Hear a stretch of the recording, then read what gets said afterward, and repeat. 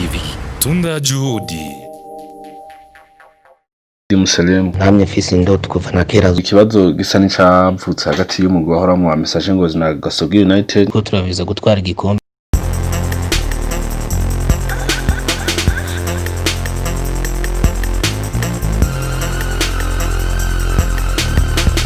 DFTV tunda juhudi. Reka tumwe bito bayikaza bakunze ibiganiro bica kuri DFTV 257 na cyane kuri bakunzi ba DFTV Sports.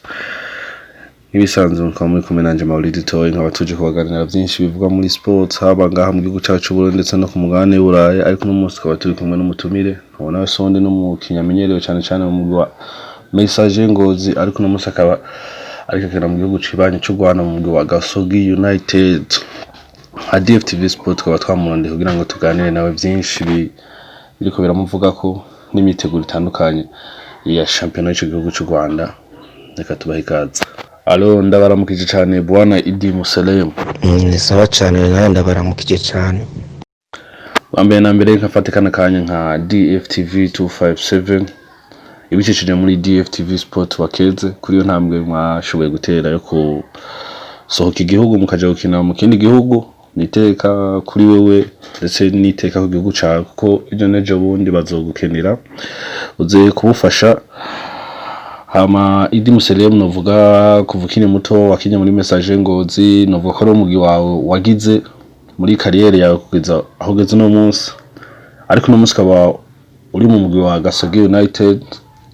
Kuba ushoboye kuja muri uwo mugwi mushasha uvuye mu mugwi warubayemo imyaka atari mikenya, wavyifashemo gute?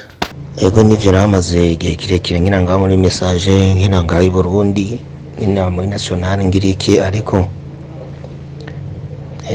namwe mfise ndoto kuva na kera zo gutera imbere nako rero nari gutera imbere uri mu gihugu no gutera imbere navuga ko niniya nuko ariko gusohoka. Namaze gutera imbere ndabona yuko kuba nkinira mu gihugu bitagikwiye gusa, ahubwo icyo nyaka ko nasubiye gutenda intambwe ariko nosohoka mu gihugu. Imana byaranye bifashije, ndaza muri Gasogi United ndasohoka igihugu. Mvuga yuko rero kuri jewe gusohoka igihugu kuja muri Gasogi United n'ubyo tweko ari terambere nagiza. Zimwe mu ndoto namye mfise kuva na kera. Vuba cyane turabona championnat y'u Rwanda iratangura, wewe nka Iddy ndetse na equipe ya Gasogi yose muri rusange imyiteguro migejeje he? Twe turamaze hafi iminsi 4 dutangwa entraînement. No kuvuga yuko twebwe tumeze neza kandi ni equipe iri decide burya twe tuko turabiza gutwara igikombe. Niyo mpamvu twagiye mu myitozo hakiri kare kubera abandi bo ngira ni baranatangura no kugira. Twe turahantu nyene muri camp nyene turaruhutse. Turaruhutse tuko turakora nyene kugiringa turabe yuko dushaka gushika gutwara igikombe. Mbo kijanye n'abakinyi turakundana, tumeze neza, dushira hamwe twese turi decide, turi determina.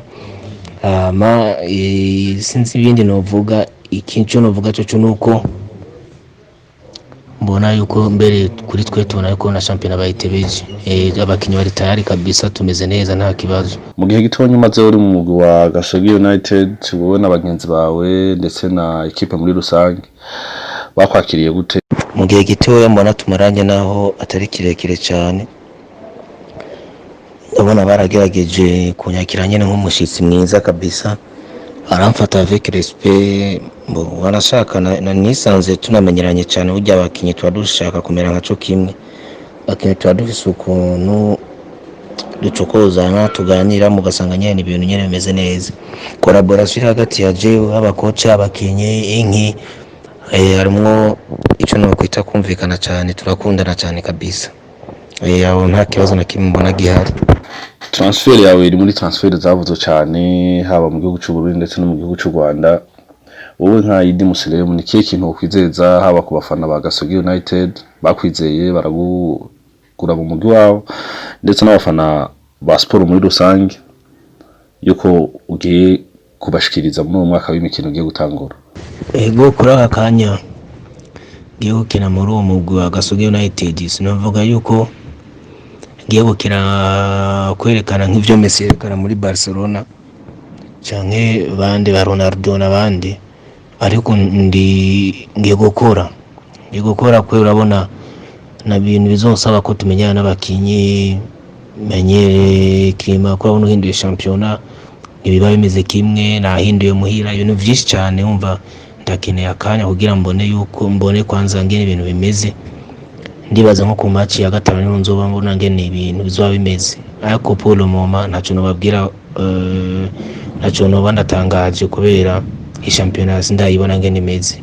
Ariko ku bwanje ndabona yuko ntegerezwa gukora ikintu ciza, ntegerezwa kuduza performance yanje kugira ifashe kubandanya njahandi, na cyane ko destination yanje atari yo ngaha.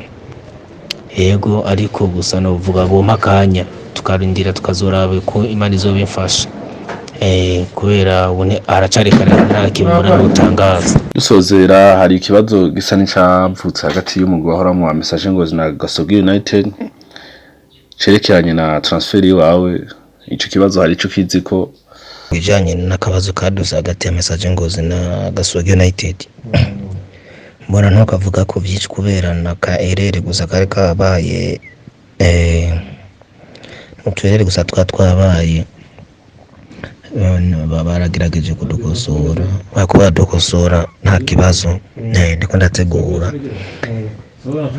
ntaco bishobora kwica. Reka nagushimiye cyane bwana Iddy Muselemu kuri aka kanya waduhaye kugira ngo dushobore kuganira nawe. Nongera ashimira abakunzi bose ba DFTV 257, cyane ku bakunzi ba DFTV Sports mwaduhaye akanya mukatwumviriza. Naho ubutaha.